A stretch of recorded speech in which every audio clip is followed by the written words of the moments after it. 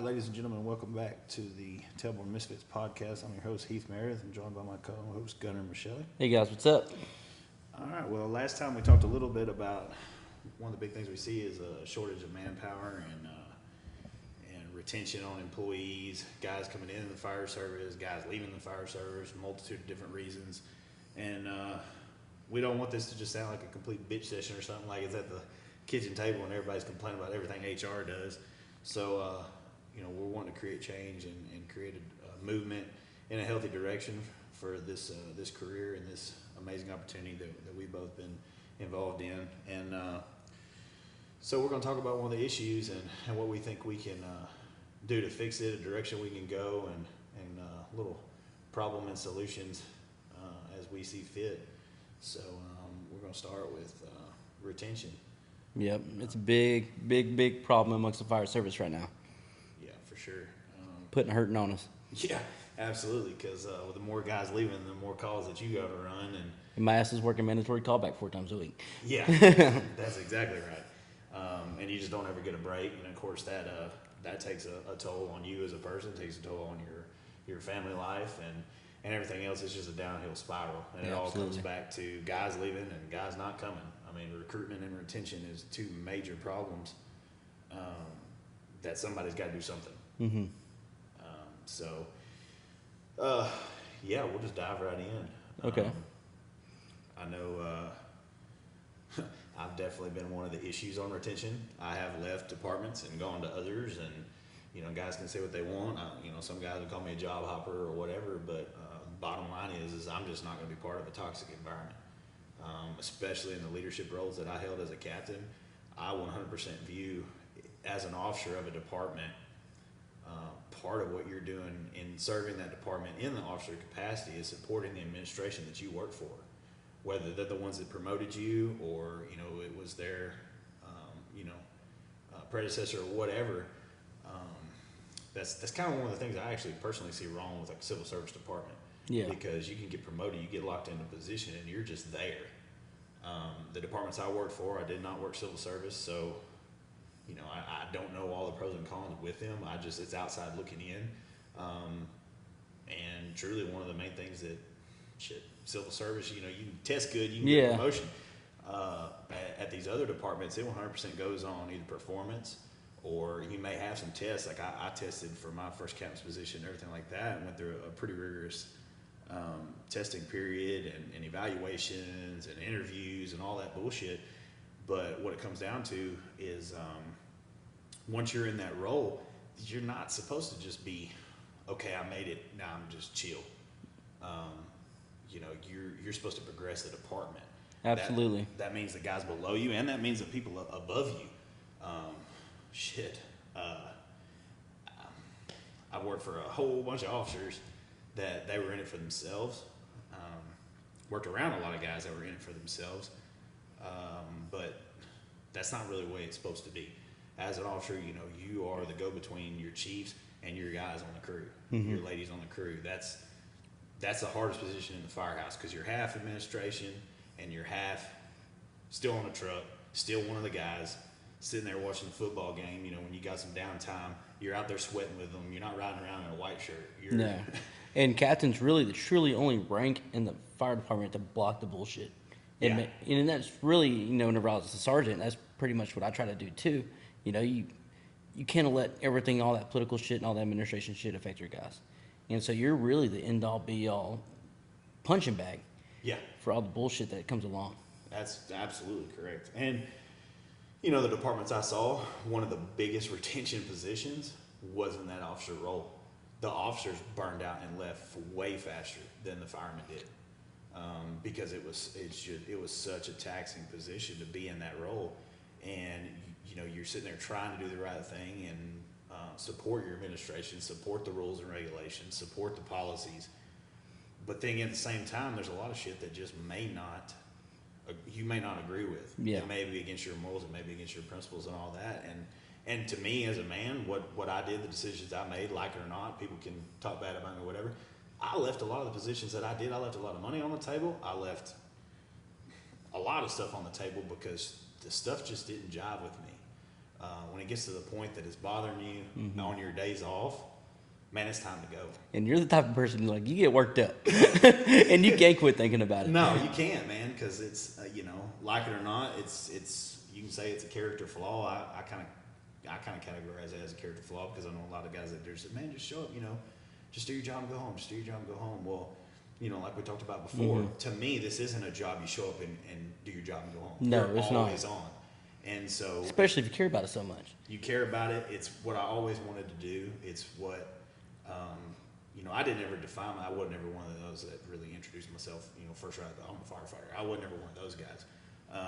But deep down, that is what I am. And so I was never able to really turn it off. And so when you're just getting beat up with just wrong shit all the time, whether it's policies that don't have the community's best interest at heart, whether it's policies that don't have the fireman's best interest at heart. It's all about numbers and it's all about basically bookwork stuff. Man, it does. It gets to the point that it eats you up. So Especially when you're supposed to enforce this policy, but the people above you that's given the policy ain't following the policy themselves. yeah, 100%. That's where things get twisted. That's where it's all, and you're just sitting there, and yeah, I mean that's the best way to describe it, and it just sits there and it spins a guy like me completely out of fucking control. Yeah. And I'm not proud of it, but it is what it is. My wife loves me, and I don't really give a shit what anybody else thinks.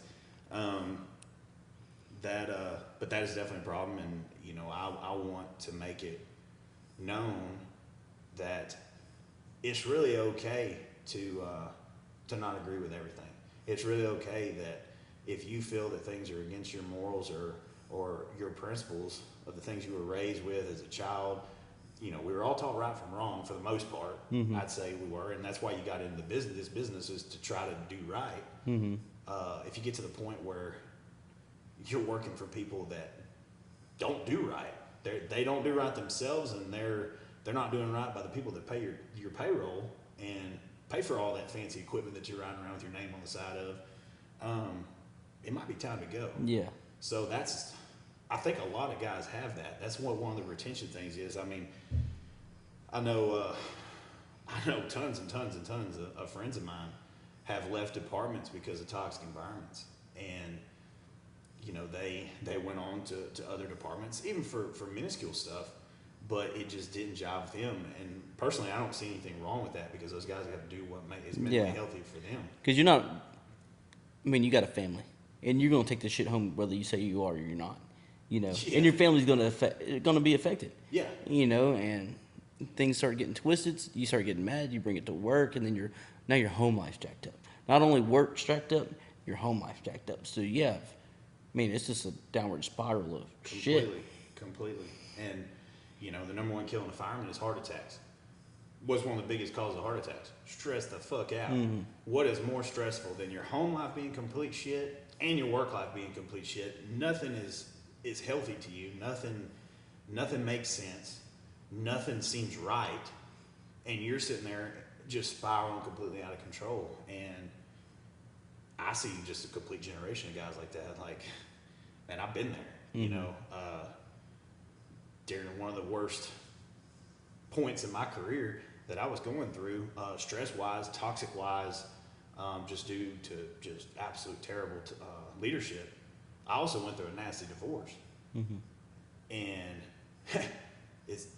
it's comical looking back, but at the time I was so enraged that this was even said to me that, I'm glad that my mama told me right from wrong, and I really don't want to go to the pen because this shit had me in another level of anger that I could have made some bad choices. But when you're getting rode up by a chief officer and then when you refuse to sign that write-up, you end up in the big chief's office with him, and the write-up was for essentially, best I recall, because I refused to sign it, so I don't have the paperwork for it because I told them to shove it up their ass. But it was having a poor attitude towards that leader, if you call it a leader, because at the time we had an entire shift quit the fire department because of toxic leadership. An entire shift walked. That happened to be my relief shift. So when you can't hire guys because your recruitment sucks, what happens? mandatory. Mm-hmm. So we were getting mandatory 48 on, 24 off, because we were on a 3-shift, 24-48 schedule for months. My entire crew. So we were going in, you know, working our shift, and then not only that, but it was in their policy because they were worried about guys sleeping in, because it's all about perception. It's all about the perception of the fire chief. You know, it didn't matter how many runs you made that night or anything like that. No one could sleep past said time that he put on, and you weren't allowed to sleep during the day. One of their policies were if you were on overtime or you were working an extra day or however you want to put it, you had to move stations. So you're getting up 5:30 in the morning just to move stations on some mandatory overtime that you don't even freaking want in the first place. And amongst all that, you know, I'm going through a divorce and everything, and I wasn't the nicest person to be around, but it is what it is. My crew loved me, and we were very tight. To this day, we're still very tight. But when it comes to certain things like that, you're like, man, come on. Like, can we have a little common sense here? Like, let's hire some folks instead of beating the ones we have in the ground. Exactly. And I'll shit you not, man. I end up in the chief's office, and I'm sitting there, and he literally looks at me and says, well, you're not a real fireman until you've been divorced. And you're just like, what in the fuck? Like, that's your mentality? You got a guy literally that's been working for you for months, 2 days on, 1 day off, running all his calls, 10 on his stuff. Not only that, but I'm an officer of a department that had, at that time, about 110% turnover rate. So we lived in a rookie status all the time. Yeah, you never even really, truthfully, you never get past pulling hand lines and catching hydrants with a guy before they're leaving because things are so rough. So that you're doing that over and over and over and over and over again. Not to mention, you know, training drivers and just all that kind of stuff.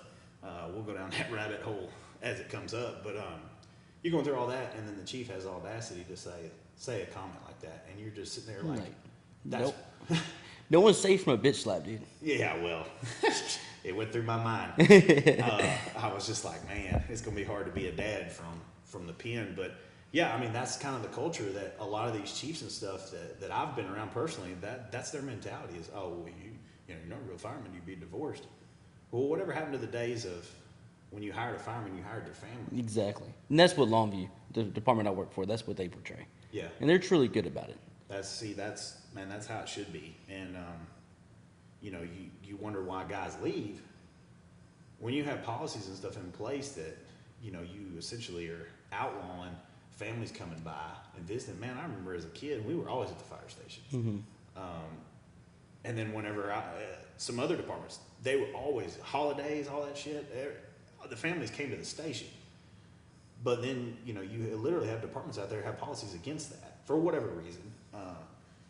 And then you wonder why people don't want to stay and work for you. Mm-hmm. And I don't see how, in someone's right mind, that's okay.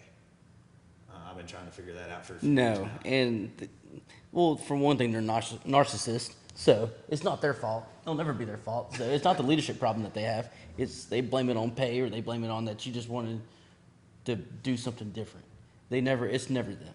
And true leadership is, you know, a form of being humble and other sorts of characteristics, but it's a problem right now. And dude, when I was in the military, like, I had the staff sergeant. I loved him so much. His name was Staff Sergeant Parkinson's. If he walked up to me today and wanted to shoot me in the face, I would let him because I love that man so much. You know, just because he loved us. Like, he truly loved us. And same as far as my LT, he's the same way. And I wish, you know, the fire service, which is changing, you know, these guys are going to leadership schools and stuff like that. But, like, you know, the civilians and stuff that, you know, didn't have a military experience in that leadership schools that, you know, the military provides, you know, they're kind of just doing it off of who did it before me, you know. Mm-hmm. But yeah, and when the guy who did it before me has no experience doing it, exactly, you're just sitting there spinning your wheels. A domino effect. Yeah. You know, and it's not healthy. No, not at all. I joke. I was telling you earlier before we got on air that you know, I had a friend of mine that worked for the same department I did, and I mean, it's simple, but it's one of those little stupid creature comforts that firemen like, and they may be the ugliest thing in the world, but a lot of the firemen I know, we all like Crocs, you know. Mm-hmm. And you know, we worked for a department that they were absolutely outlawed. You know, you even wore them on your days off, and you were just a terrible individual, all because that was a personal preference of one person. And then this friend of mine, he just went to work for another department where their department, when he hired on, issued them Crocs. Just simply on the stats, they didn't want them wearing their duty boots that they wear on these EMS runs, and they go into, you know, some of the not sanitary places that they go. They want them to leave those. They got a cubby out in the bay. They put their duty boots out there. They slip their Crocs on to wear them inside the station, so you don't have the cross-contamination going on. And it's like, man, that's a major disconnect from, two departments that are like literally 15 minutes down the road from each other. I don't know if a lot of people are familiar, but there's literally a paid fire department on damn near every corner in the Houston, Texas area. You have, I couldn't even tell you, there's just tons and tons of different departments. And I think that creates maybe a lot of the problems because, say, this department, their benefits package may be such and such, then this one the pay, and then this one the environment, or this one the equipment, or the call volume, or whatever it is. So yeah, it creates a lot of essential job hopping for guys trying to get what it is that they look like. I know a lot of guys that leave for pay.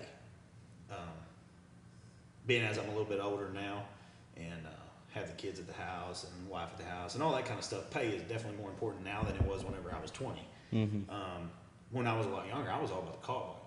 I wanted to work in the darkest hood in the Houston area that burned the most, had the most trauma. And I was call chaser, basically, if you want to put it that way. I wanted the darker environment areas, the nasty stuff. And a lot of guys may not want that. A lot of guys may want the pay right out of the gate, and that's fine. I don't have a problem. Absolutely not. But you have to recognize that in the individual, like, this guy wants the money, or this person wants to make the runs. And to me, it's okay for people to essentially chase their needs, because then you get them put in a place where they really want to be. Like, if you take a person, you can pay them all the money in the world, they don't ever make any house fires, they're going to be absolutely miserable, and they're going to leave the fire service. Because some people want the fires and want the calls more than they want the money, and vice versa. So as far as the retention stuff, instead of chastising people for expressing what they want, or when they go in their exit interview and they just flat out tell you, like, hey chief, don't have any problem with what's going on, but I want such and such, or I'm leaving this department, I love making the calls and everything, but I'm going to go over here because I have a newborn child at the house, and this benefits package covers all the dependents. You don't have the ability financially to offer that, so it makes more financial sense for me as a family man to go over here. That's okay. Yeah. That's okay. And I think that if people would recruit on that basis, it would boost your retention rate, because people would know up front of what they're getting into, instead of trying to act like a college football coach, and recruiting with a bunch of old promises that you may not can fulfill. Yeah. And we're at that point where we're going to have to start recruiting, and you're going to have to start stealing. I don't like it, but with the shortage of paramedics and everything like that, like what you go through at your department, those departments are essentially stealing the guys, with dangling carrots that are something that they want, and that's what we're getting to. And we're losing, guys to the Metroplex, because they're starting out firefighters $90,000 a year, and there's no way to compete. And but what I do know is that culture and stuff and traditions and a good work environment can offset some of that, And so that's just one thing we're gonna have to aim for as a department in order to keep these guys in leadership too. Like, we have to make sure everyone's top notch. We have to know that our chiefs care about us and they want us to be the best, and our captains, it goes down the hill. Everything needs to be all aligned. And I shared a meme on Facebook earlier that says retention is your best recruitment. And there's nothing more true, because, if you have some guys that's never leaving a department, that goes to show you, hey, they got the shit going on. Absolutely. Grade A. Yeah, so. For sure. Because, even then, it just shows, 100%. Because the guys aren't leaving, then, hey, this department's got something going on. And that's really the direction we need to be headed as a career. Retention is 100% important, because having a constant turnover on guys, man, you don't have people that know their district. Like that's one of the biggest things for me that I noticed with losing EOs and drivers is, or even having drivers that constantly get swapped stations. There's some departments like down in Southeast Texas, they have guys that they're not even assigned a station. They just kind of float, or what do they call it? Travel guy. Yeah, travel guy or swing man or rover or anything like that. To me, one of the biggest things that I see is, would you rather have an EO that's assigned that station and know his district, know where every hydrant is, know where every target hazard is, knows, hey, I've been in that house before, it's got a screwed up stairwell, blah, blah, blah. We were there for a med call, and I remember that. So now we're making it a fire, 2 o'clock in the morning, it's dark, smoky, everything. He's gonna be like, oh shit, I remember, yeah, this house has a basement. Or that's actually a 2-story house, they kind of modified the attic. I mean, why would you not want a guy that's been in that district that knows that kind of stuff, rather than just having, constant turnover? Oh, well, we just got to make sure that they can make this check marked A, B, C and pass the test. Mm-hmm.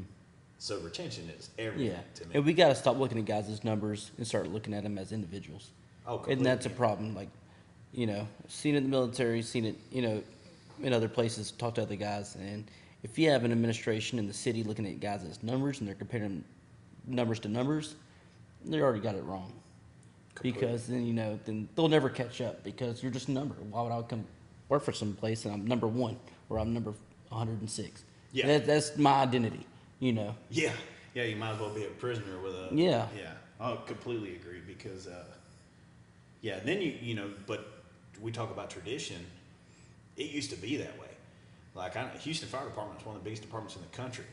And the old school guys there, they did know the guys by name. There's some senior pipemen that's working in some of these districts 20, 30 years, and they know their district so well. They know their apparatus so well. They can literally, that 20-year guy can tell the chief, hey, chief,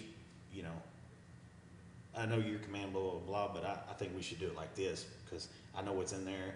This is what's burning, that's what's burning. We should do it like this, or our crew needs to go.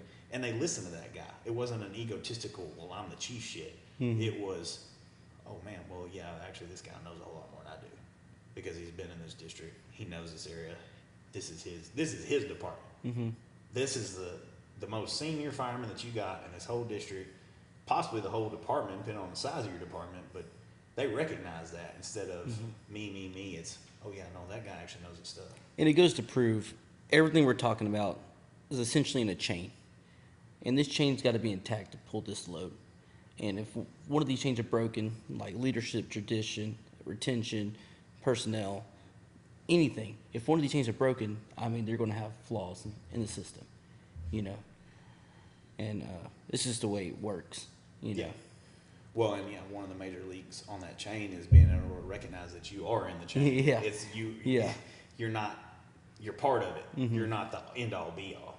Mm-hmm. And that's something that I think really needs to be recognized. Man, that just the whole retention deal. I know your department, just from observing from the outside. I know one of the big things that the department has a reputation for is, getting y'all involved in a lot of specialty stuff to keep your interest up. Oh, where yeah, you don't just absolutely. get burned out on running med calls over and over and over. Even if you're on the engine, you're not, okay, well, we're just making another med call. Absolutely. We offer a lot. And now, we have a lot of, 10-year captains, 15-year captains that are really into the research and really into just want to be good firemen. They just care about it so much. And so training's, every day, and like sitting around the dinner table, we talk about bullshit stuff. A lot of it's, training focused, culture focused, tradition focused. It just makes that firehouse culture you just so proud to be a part of, because I'm part of this, what we're talking about, like I'm involved in this, Yeah. And it's just very proudful. So what's something if say your captain, came to you and been like, hey, what if one thing that we could change, money wasn't on the table, anything, it wasn't anything like that, but it was actually something within the department, non-payroll based, not benefits based, anything like that. They'd be like, what's something we could change that would make your life 1,000,000 times better and make you just love us that much more? What's one thing that they could do? You see, I don't really see stuff from the top, so I don't know. My captain, does such a good job at blocking stuff. There's a lot of problems that I'm not involved in, I'm not associated with, but our workload running 20 calls a shift kind of tampers a lot of our training and stuff like that, and it tampers us from working out, tampers us from sleeping because, and which our department's proactive right now, so we're getting some more med units and stuff like that to reduce our workload so we can have this time to train and stuff, and so we're actually proactive on the solutions for it. And so, but I can't say that I have bad leadership. I can't say that because my captains have been phenomenal. Awesome. Phenomenal, man. It's because they did the job. Yeah. They started, and they obviously haven't forgotten where they came from. No, and a lot of it, like they say they're not the same person they were, 5-10 years ago.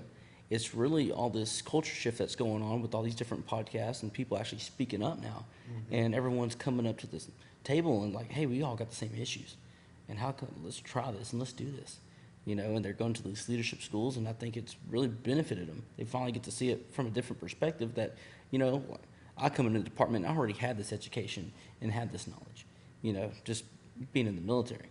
And so coming out and seeing this is like, okay, I can jive with this, and I've been really, really, really blessed. I could have went many places. Other places, there's a department that I was going to, had a straight up shit show. We're leaving guys by the buttload. I talked about like in a 6-month period, they lost 12 to 20 firemen. Damn. Yeah. Yeah, and as a taxpayer, you paid all that money into that community and get those guys up to this level, especially if they like send them to paramedic school, stuff like that, and then they're leaving. They're getting robbed of their money, dude. That's what I'm saying. Like, as a taxpayer, I'm pissed because it's like, whoa, I just paid, for easy numbers, $100,000 for this guy to go to paramedic school, plus his overtime, plus his uniforms, plus all this crap to get him good trained up, and then he leaves and goes, whoa, what's the problem? Yeah. Like, that's what I think. And that the communities need to get involved and start looking at this and knowing this, and all this stuff needs to be transparent amongst the community, because essentially they're the ones paying for it. Like these guys are getting a free ride, free education, stuff like going bouncing, and dude, they're going on with their lives. But can't expect these guys to stay and get tortured. Yeah. Yeah, and that's one thing that that I definitely want to touch on as far as just the retention and all that. So a lot of departments, I don't have the broadest experience with nationwide, but I know in the areas where we work, man, I know you said that your department is getting a lot more progressive on it and basically getting smarter. Just for flat out, they're treating guys better. But I'm 100% in on you have to bring guys in and whip them into shape, and this is how we do it. Blah blah blah. And yeah, there is some things that happen, and people may not like certain deals that what you might per se do to rookies that could constitute hazing, is the word. And I'm not a proponent of that, because I'll be the first one to tell you, I worked for some dickheads, and I always said whenever I became a captain, I would never treat people that way. Oh, yes. Now, was I hard on people? Absolutely. Would I break it off in somebody's ass? Absolutely. You owe it to them. Yeah, but it was never out of hateful. I do not believe in cussing an individual. I cuss in conversation, for sure. My mama don't like it, but that's just how it is. Yeah. But I don't believe in cussing somebody or belittling someone. And, every fire department that you go around, they have everybody has to abide by federal law and all this kind of stuff. But then at the same time, then they want to play the whole, well, we're the fire service, is the brotherhood, blah, blah, blah. And they want to cherry pick what rules they can follow. So one thing that I don't understand, and I want to see a major change happen, is bringing people in. Say, you, for example. I know that you work at Longview. You run an assload of calls. Say 2-3 years down the road, you transfer. I'm working at another department, and you came into that department. Why, as a fire service, do we have to get a new guy in that has validated experience? I'm not talking about somebody off the street. If you're doing one of these, like a lot of the departments we know that are doing now, they're having to hire guys with driver's license, high school diploma. Yeah. Never even been to fire school, anything like that. That is a little different ballgame. But I'm talking about someone with validated experience, possibly more than some of the people you even have working there. Why do we have to treat them like shit and put them through this ringer of, well, it's the way we've always done it, but you didn't really do it like that? It's an egotistical flex, as far as I can tell. That's all it is. I mean, because they're scared of the unknown. They're scared to be wrong, and they're scared for somebody to know more than them. They want to feel on this upper pedestal, and dude, it's cancerous. It is. And then, you take a guy like our real good friend, he left a department that he was running on average, a slow day for him be 16, 18 calls, average, I'd say mid-20s a day on the ambulance. Comes over to this department, did that shit for 3 years. He came to another department because he wanted more pay, have a better life for himself and his family, that kind of stuff, and actually get some time on the engine because the department he was at, he was stuck on an ambulance. And we come in there, and he already has all this experience, but a guy gets hired in 6 months ahead of him, is his senior or whatever, and is training and this and that and other. But he literally makes his life a living hell for his whole first year, all because he put the toilet paper on the damn toilet paper roll wrong for that guy's preference. And see, like, for one thing, I would have probably blown a gasket. Like, I don't care who you are. If you belittle me, dude, that's fighting grounds. We take this shit outside, off duty, off schedule. But I'm not going to take it, and no one should have to take it. No, that's what I'm getting at. Like, we can play. That's why I say we can play by the old school rules. I'll be the first one. I'll tell the chief real quick. Yeah, you want to play A, B, and C of these old school rules because we've always done it. Well, back in the day, 50 years ago, still a lot of Irish blood in this business, and y'all could go outside in the parking lot behind the station and handle this crap. There wasn't people just being able to run their mouth freely and then hide behind cross bugles. Exactly, when it's done. And that's a problem. It's a very big problem. Now, do I condone violence in the workplace? No, because it's not necessarily the healthiest route. But you can't cherry pick what you think is okay and what's not. And like making a guy with validated experience, making his life absolutely miserable because of some damn toilet paper, that absolutely blows my mind. No. And the fact that there's officers, senior guys, EOs, everything involved in that whole spectrum that knew that was going on, but it's just written off as rookie treatment. And then telling that guy every day, oh, well, we could fire you because you put in the toilet paper wrong. Then you're the same ones that want to whine and cry because y'all are short on staffing. Mm-hmm. Like, what the hell is wrong with that picture? It's so jacked up, man. And we could talk about this all day long because I got so many stories, and I've seen it a little bit in the military and stuff like that. And there's a lot of stuff I didn't understand then that I do understand now. But like, you have guys coming in 17 years old and blah blah blah that's never been in the Marine Corps before.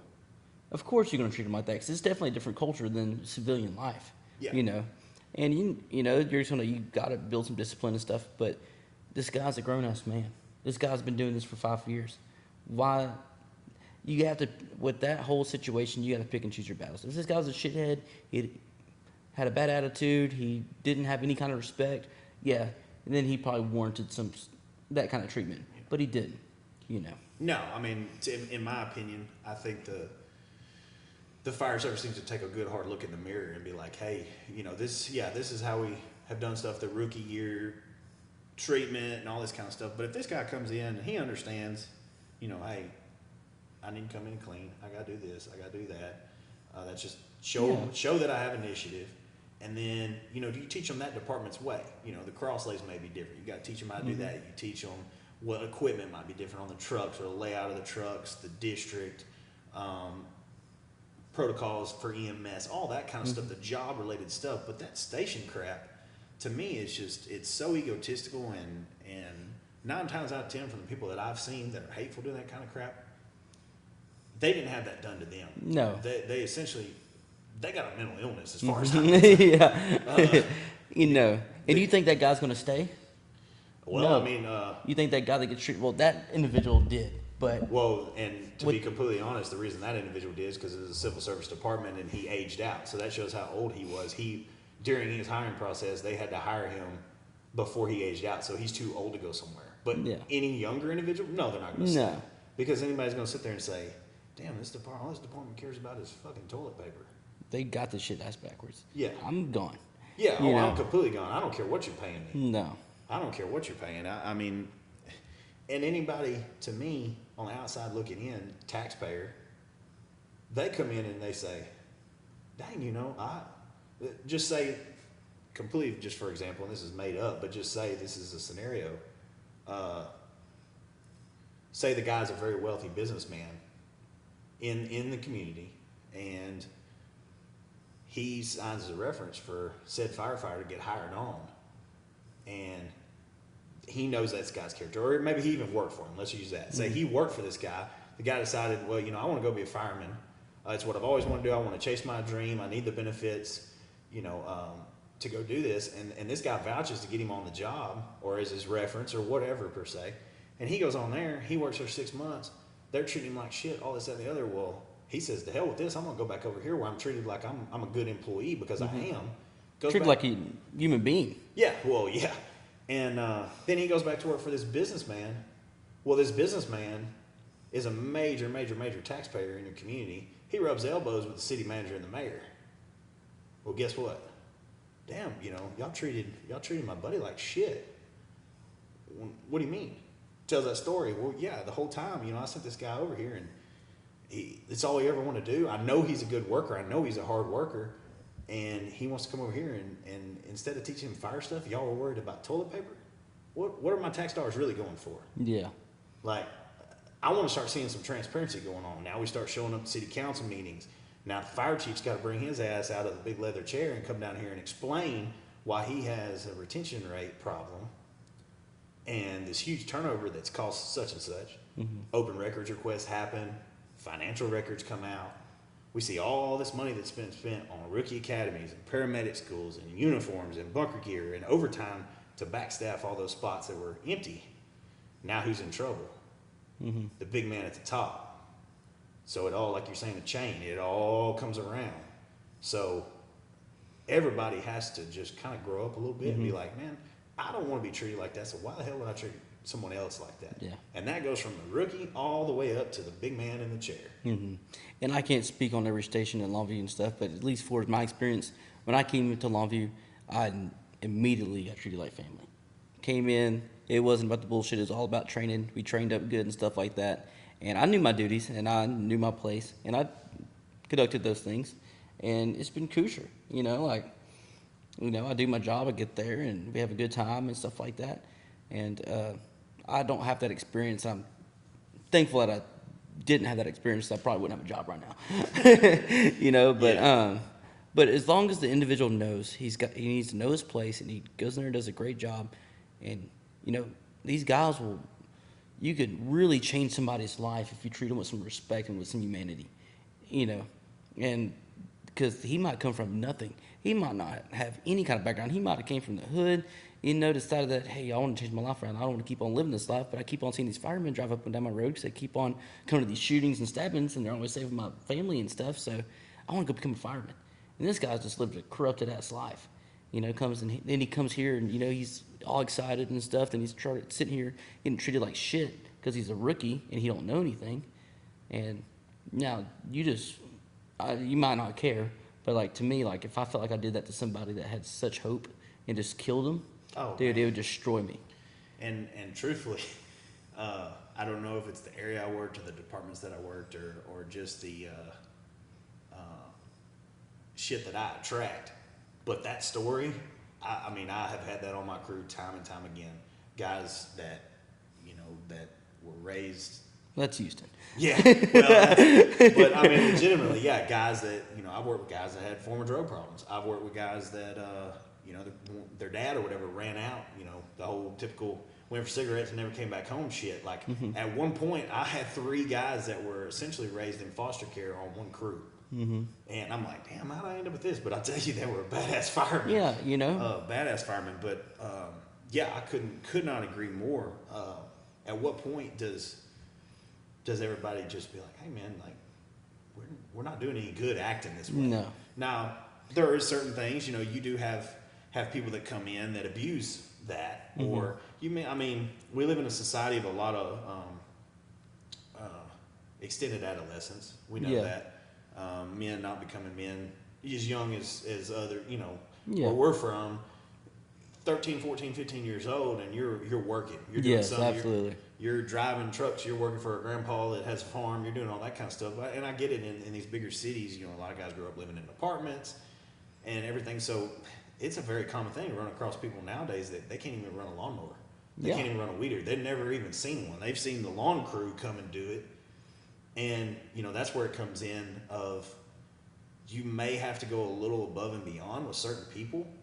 You take this, like our example earlier, 35-year-old guy that's coming with all this experience and all this job life, yeah, that guy is going to coach in this position a little bit better than, say, the 19-year-old that has never ran a lawnmower before, probably doesn't even know how to do some station stuff. Like he might load dishes, but in a dishwasher at home, but he's never actually washed them at home on his own because that's just the environment. So why not be like, okay, well, yeah, we have to go a little bit above and beyond. We have to train a little more, coach a little more, but we don't have to treat them like shit. And so I don't know at what point. The way I see it is this younger group that's coming in, like you were saying earlier, the 0 to 5 year guys. That's it. That's our future. Mm-hmm. That's probably 60 to 75% of all fire departments right now. All fire departments are younger right now. They're younger than they've ever been, and it's going to be those guys that are going to be the tip of the spear on changing this recruitment, changing the new hire stuff. Yes. I mean, we have to build that foundation. That foundation is going to be everything. Oh, completely. You know. And I mean, I'm not saying that you have to be insubordinate, but if your captain or your chief is one of those that's caught up on all that kind of stuff, you can still kind of filter it. You know, you can. You're going to be the coach. You're the one that's actually out there teaching them. You don't have to talk to them the whole time like crap. No, absolutely not. And there's a fine line, and they have to have the understanding when they mess up, there's going to be a talking to. But there's a correction and a professional way to handle things, and there's belittling. And that whole belittling thing, couldn't spit it out my mouth. But no one deserves that. No man deserves to be treated like that. No lady needs to be treated like that. And there's definitely a professional way. And if you don't know what that way is, you might want to go take some leadership training. You might want to go read a few books. Listen to this podcast. Yeah, listen to this podcast. Because there's definitely you don't have to be an asshole to this guy to teach him the right thing. Because a lot of times, I'd say 8 times out of 10, the dude probably just has no idea and he wasn't trained properly, or he just, he just doesn't know. He just doesn't know at all. Yeah, he just needs to be coached, and each individual is going to take a little bit different time to coach. He might take, a couple months. This dude might take 2 years, to finally come around. But you just have to understand they're there for a reason. Yes, exactly. They're there for a reason, and that's all it is. Is it comes down to coaching, and coaching is not obsessing over toilet paper. No. I mean, when I was told this story, I probably should have been hooked up to telemetry because my shit I was like, because I know that guy, I know how awesome he is, and I knew him from the previous department to then now, and I was just like, are you shitting me? Mm-hmm. It made me to the point where I'm like, in my mind, that puts a bad light on an entire department, exactly. That entire organization. So if you're, coming out of fire school and you hear this story, you ain't never testing there. No. You're never going to go there. And a lot of people just don't even realize that. Like, no, because it's these little actions, these little things can cause such a detriment and big impact. Yeah. And it all goes back to, I know we went on the tantrum, but it all goes back to retention and recruitment. How are you going to treat guys like this and expect to keep anybody? Yeah, 100%. And that's if you're taking pay and stuff away. There's just some departments you just will not be able to afford it. And the individual that's leaving should understand that. But those things we can change. Well, and truthfully, as a department, whenever you're in that recruitment phase, in that hiring phase, the department itself should be transparent. They should be like, hey, man, starting pay for firefighters here is $45,000. We don't have any development going on. We have no new industry coming in. This is what the pay is going to be for a very extended period of time. Would we like to pay you more? Absolutely. Mm-hmm. But we just don't have that ability. It's okay to be transparent. Oh, yeah. Someone like me, I'm going to respect that. Absolutely. I'm going to respect 100%. That a whole lot more than promising me the moon, and then I get there and I'm there for a month or two. I'm in hell. Yeah. And then you're like, holy shit, like this guy literally lied. And I say that because I lived it. Mm-hmm. I was recruited for a position, promised the moon, got there, everything shook out, and I was needed for the time period for my experience. once that person got what they needed out of me and the programs and stuff that I created, I took part in, now I'm the bad guy. And it was like, man, throw them out with a bathwater type thing. I mean, it was literally night and day, and you're just like, holy shit, okay, well, I got God. Yeah. And that's something that, growing up, I have to be very in tune with and pay a lot better attention on what I believe people say and what they don't. But transparency is something that has got to be there during the recruitment phase in order to get the retention. Mm-hmm. I mean, it's being truthful and honest. I remember, I think it was it was either in Fire Academy or maybe one of my first interviews somewhere. They asked me to describe being a firefighter in one word, and I said integrity. Because to me, it's everything. I mean, you go into somebody's house, they got their houses on fire or whatever. You go in there during your overhaul. They may have guns, they may have jewelry, they may have money sitting there that didn't burn, whatever. That's all the drastic things that we think about. But that level of integrity comes across on every aspect of Yes. it. Have I been perfect? Absolutely not. I'm not saying I've stolen like that in the job. I've tried to do the best, but I'm just saying as a man, I haven't always been 100% perfect in everything that I've done. I have my faults, but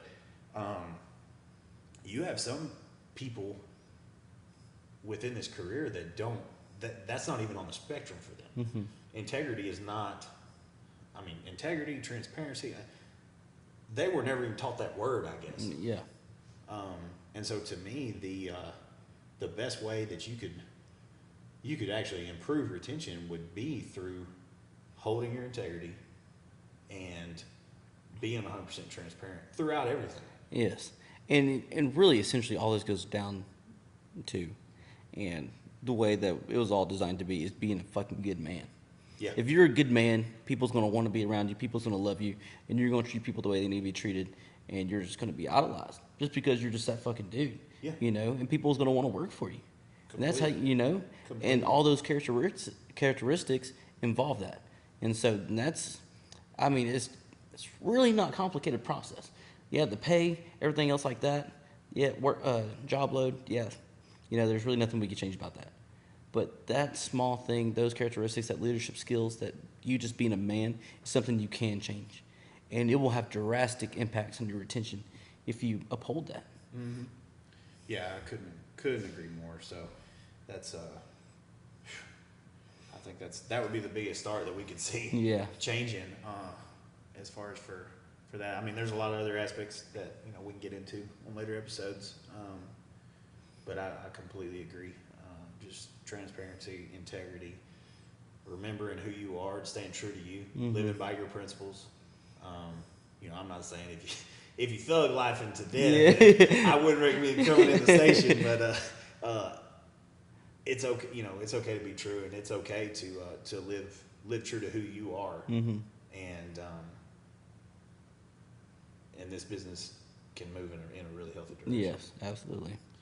Well, man, you got anything else? No, man, that's it. Let's go. All right, we'll see y'all next time.